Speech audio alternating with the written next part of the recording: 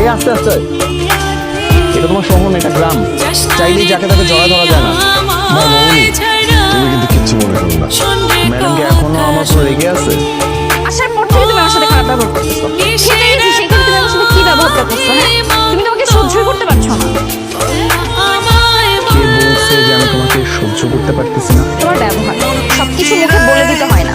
খালি হাতে পায়ে লম্বা হইছো, এখন পর্যন্ত যে দাঁড় রাখছে ছোটবেলার মতো করে আছে। দেখছো, আমি যা সন্দেহ করছিলাম তাই। এই পিঠের মধ্যে ঠিকই কিছু একটা মিশানো ছিল। আমি তো চাইছি তুমি একটু রাখে একটু কাঁদো। তুই মেয়ে রে বাবা। এই দাঁড়াও দাঁড়াও দাঁড়াও, আমি সাইকেল চালাবো। এটা ঢাকা শহরের রাস্তা না, এটা গ্রামের মাটির রাস্তা।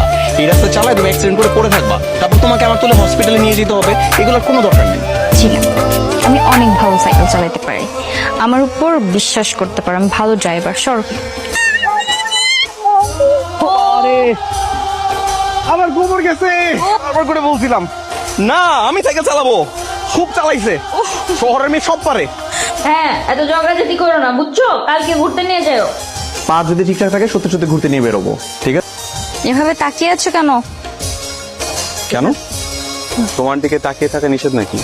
কিন্তু বেশি তাকিয়ে থাকলে আমার মায়ে পড়ে যেতে পারো। আসো। তো দাদি, নবনী কি রাজি হবে? আরে রাজি হবে না কেন?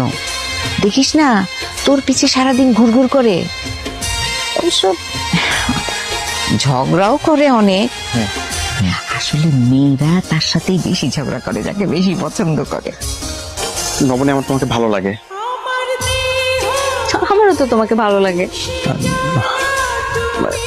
এই ভালো লাগাটা একটু ভিন্ন রকম।